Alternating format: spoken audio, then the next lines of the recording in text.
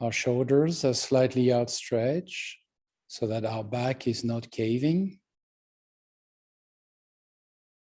And as we pay attention to the spine being straight, we also notice maybe a certain form of tension around the abdomen. And we just let it drop as we breathe in and out. Let it drop down to the center of gravity of our body, which is slightly below the navel.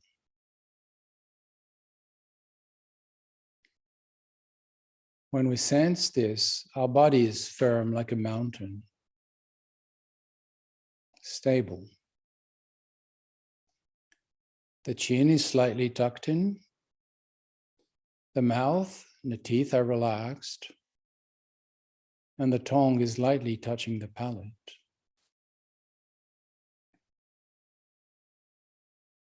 Breath comes and goes mostly through the nostrils in a natural movement that don't need to be altered. Breath will offer us a reference point towards which we can come back as soon as we notice we are drifting away, considering things of the past or projecting into the future.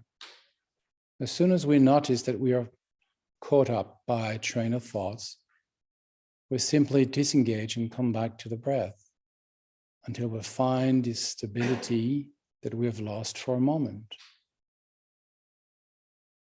This being said, thoughts are not our enemies and we don't have to suppress them violently. We should see them like a bird that crosses the sky. Sky is our mind, bird is the thought that flies in and flies out and leaves no trace and doesn't harm the sky. So what should we worry? Just let them arise and disappear. Just be aware whenever you're caught up in a train of thoughts. Don't be upset. Simply disengage. Let it be, let it go. Maybe come back to the breath. Follow the movement of the breath coming in and going out for a while.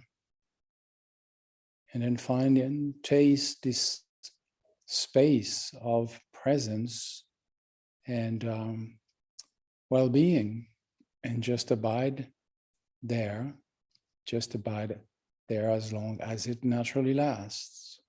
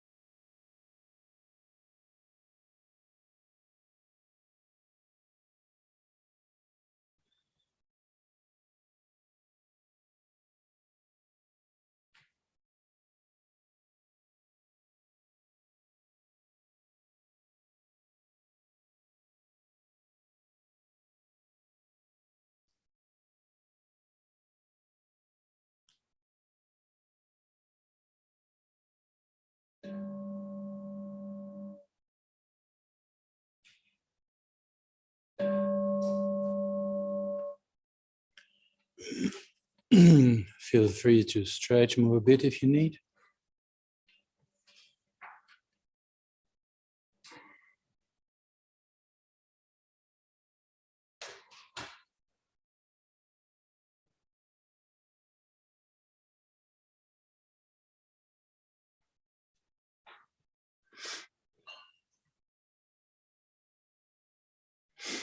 So officially the season of gratitude is over. It's just begun. November is gone, Thanksgiving is gone. Okay. And so we are entering the holiday season. December is upon us. And we're entering the holiday season, which is a season for love. You know, everybody's singing Christmas Carol. You know, I don't know who is Carol, but I don't like her song so much. But especially when they're forced, you know, as a music upon me everywhere I go, including elevators. And that's the point actually I wanted to discuss then. The season of love, you know, all the celebration, the different religions and the different groups had their moment. It looks like everybody is just like in December, like there's a lot of things happening there. And so, yeah, we're entering the season of love. And what is love?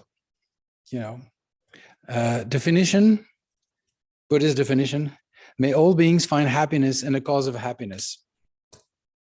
May all beings find happiness in the cause of happiness. You know, I have more and more difficulty with words like happiness, love, because they're used in so many different contexts and so on that they lose their taste. You know, they're like a chewing gum that has been chewed and passed on from mouth to mouth for too long, and then you just have this piece of gum, you know. Okay, that's love, that's happiness. And so it seems that this is a convenience, you know, it is a conveniency. This is an object that we have developed, and then we are sort of like trying to promote or spread or give and so on. And so I've really a lot of trouble with the use of the word love now. I'm sort of like folding back on care. I care.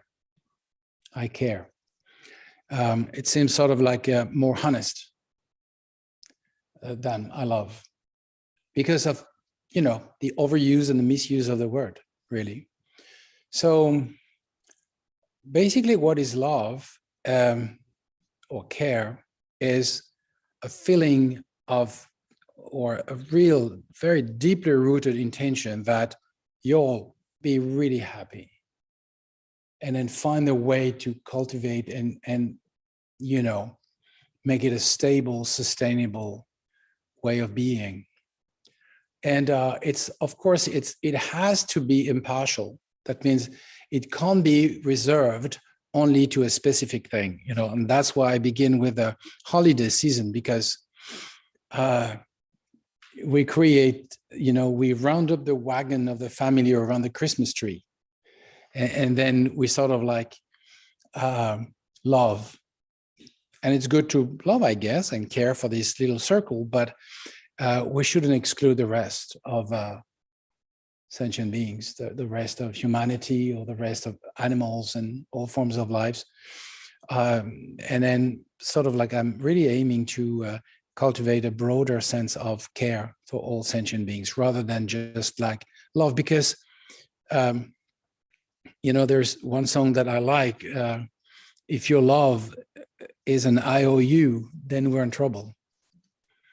Okay, if your I love you is an IOU, you know, what's the line? If your I love you is an IOU, you're in for trouble. You're in for trouble. But yeah, Loudon Wainwright, yes. If your I love you is an IOU, we're in for trouble. And that's the basis of my reflection. Care, love is unconditional. And it's not, as we discussed this morning, it's not an investment. You're not expecting a return on investment. if I love you implies a contract that binds you. And sort of like you expect that there is a feedback, or there is not even just an equal return on investment, but more, then we're in for trouble. Love is not a commercial exchange. Love is not Wall Street. It's unconditional. Unconditional means on a relative level that you care because you care. And you don't care because you're expecting to be loved, appreciated, accepted, or that something might come back. Because this is an IOU. This is not an I love you, right? So love is impartial and is not expecting anything. And that can only come from a heart that is free. If you're bound by any agreement of a commercial nature, you can't really love, because there's always an expectation. You feel that you have to behave in a certain way so that you will be read as the person that loves and cares, and therefore accepted, and therefore might be a chance to have, how do you call this? A stocking stuffer coming back to you, okay? It might come, but that's not the basis of the message you send in the world. It's not that you're expecting anything in return. If it comes, that's fine. If it doesn't come, that's fine. So this I care is impartial. It is not connected to a limited circle. Like the English word kindness is connected to the word kin, right? The etymology is, like treat the way you would treat your kin. It's kindness. And in a way, even the word kindness in its own structure in English language implies partiality. Your kin. And what about the rest? As we say here in this, may we abide in great equanimity, free from attachment to the kin and aversion, ignorance, or rejection for those who are not in the inner circle. Because the inner circle is defined by me. I care or I love you because you're a good investment, and because there is a return that is profitable. And if there's no return, and I've invested a lot and I don't get my return, then we terminate the contract. We, how do you call this? Divest. We divest from this relationship. This is not love. This is not care. This is Wall Street. This is trading. So I think during this season of love and this season of holiday, we should really pay attention to the way we love. Is it I love you or I owe you? Now, by you owe me. And then we're both trapped. We're trapped, you and I are trapped, and I have to behave in a way that suits your way of saying things, like as a friend should be, as a lover should be, as a husband should be, as a wife should be, as a companion should be, as a co-worker should be, okay? And therefore, I'm sort of like, I have to figure out what you expect. That becomes very complicated. Because we all change all the time, like if you ask me, what do you expect? Like first I would be like, I don't know. And then I may have an idea. And then if you come back 15 minutes later, I may have another one. Maybe I feel like very enlightened and like, I don't expect anything. Oh yeah, I'd like you to be more like this, So we can't figure out what the word expect. And that becomes difficult if your love is not free, because you have to please your customer. You have to make sure that your customer is happy so that they keep coming to your shop. And it's a two-way exchange. It's kind of like it's a shop dealing with a shop, trying to attract the customers in both ways. It becomes extremely complicated. And so love becomes heavy. It becomes a burden, because something that actually I don't like. Like a lot of us hate the holiday season.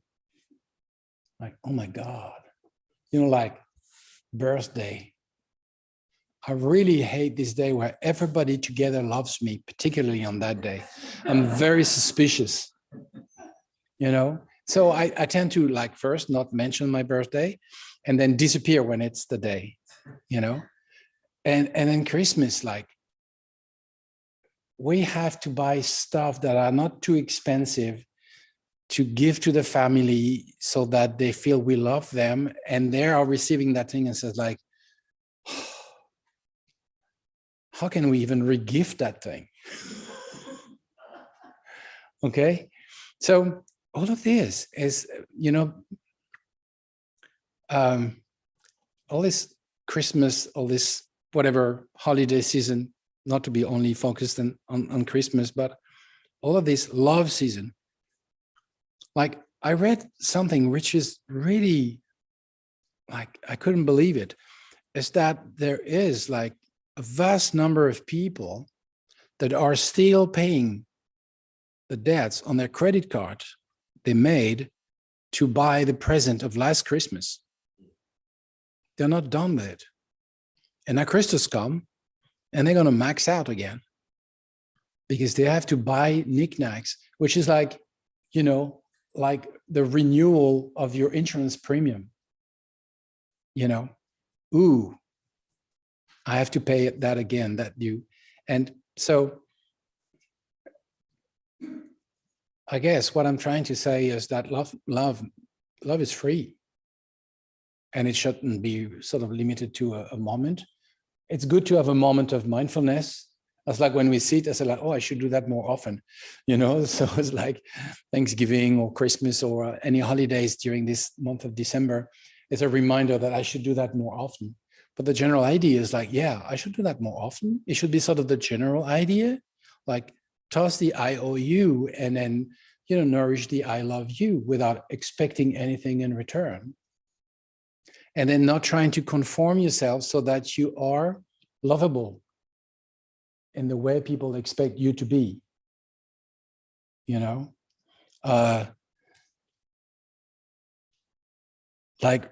Rinpoche's attempt to train me in having a proper look when he's telling me, hey, Mr. Ponytail, when I had long hair. Lamatsuni, you want to be a guru? Letting your hair grow and so on. Rinpoche, my hair have been shaved for 30 years. I want just to give them a break. And then he says, no, you need a professor hairdo. Little longer here, little shorter there. White shirt, slack, pants. Then you look respectable, like a professor. More professor I've seen are bald, or they have crazy hairdo, So I don't think it really applies, but that was Rinpoche's idea of you have to be respectable so that people will listen to you because they will respect the Dharma that comes through your mouth because you look respectable. And I understand, because that's a convention in this Wall Street world of ours, that if you don't wear a suit and tie in some milieu, you're not trustworthy. But I think even if I understand and I comply, I try to look as decent as possible. And I comply with this. I understand the rules of engagement. I'm trying to also free myself on these rules of engagement so that I'm not trapped by the game we seemingly have to play. And that at least as far as care and love is concerned, that is free. And it is I don't expect anything. It's a hard work because it's so ingrained. I'm so afraid That if I don't appear as a Dharma teacher respectable, you might distrust the Dharma and it's on me. Oh my God, 2,500 years of Dharma have been destroyed. Buddha Shakyamuni has been nullified because I didn't wear proper gear. That's ridiculous, but it's so ingrained. I need to have my best Sunday clothes, you know? And so I try to be, to just move beyond that, because maybe it will help everybody to move beyond that, and we can, you know, come as you are, come with your heart as you are, and that's fine. Okay, and then some people will be, you know, put off by, you know, that. I shouldn't be overly affected. Even though Trungpa Rinpoche in one of his texts says, like, even if you're very free inside, you don't have to freak people out. Okay, it's not a sign of freedom to be, you know, unkept. Maybe for some, like Milarepa, just, you know, but Milarepa was radiating wisdom and exposing his body because he was just wearing a very small piece of cotton cloth, you know. And his sister was very ashamed of that. So like, how dare you being like exposing yourself like this? And he said, well, I got it when I was born. Why should I be afraid of? You should be ashamed of your boobs. You didn't have them when you came. That was Milarepa's answer to his sister's concern. Okay, that's Milarepa's time, you know. I don't think it would fly now, you know. And it's not the point.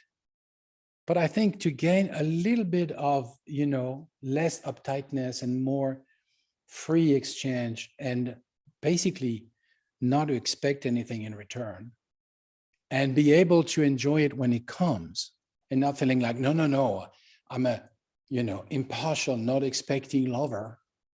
I can't receive your sign of affection. That's another trip. You know, still, it's still about me, you know. So you care. They're happy is fine. They're not happy is fine. They love you is fine. They don't love you is fine. Everything is fine, you know. And then you radiate this. You radiate this, and then it feels good. As far as you're concerned, it feels good because it's uncontrived. Uncontrived love is one step closer to the realization of the uncontrived nature of mind. The experience of the uncontrived love or care brings you closer to the experience of the true nature of mind. It's not conceptualized, it's not manufactured, it's not manipulated. It is plundrup, we say in Tibetan, it's spontaneous. It is what it is. And so that was my 2 cents for the holiday season that comes upon us. Okay, let's go back to our beautiful mind that is right now a Buddha. Okay, don't complicate the thing. Let it be.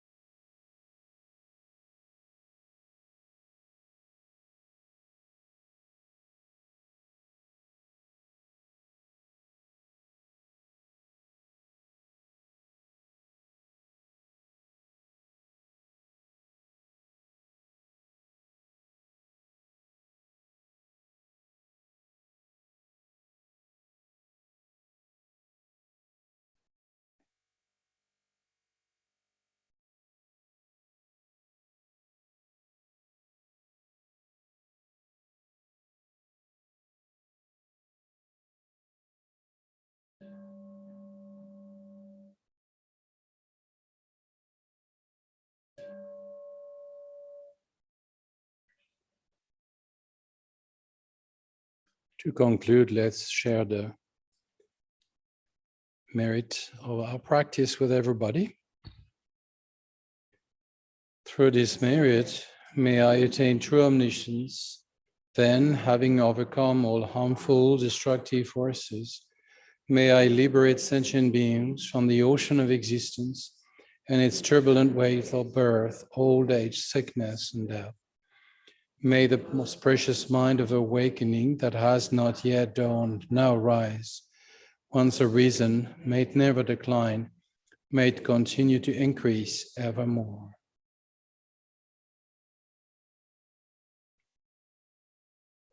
Thank you all very much.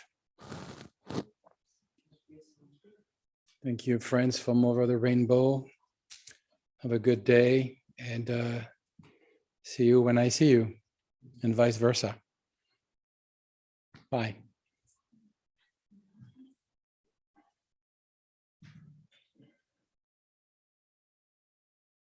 Joy and concern, Laurie. What do you think? Concerns, Lori. Good morning, everyone. Lori. Welcome.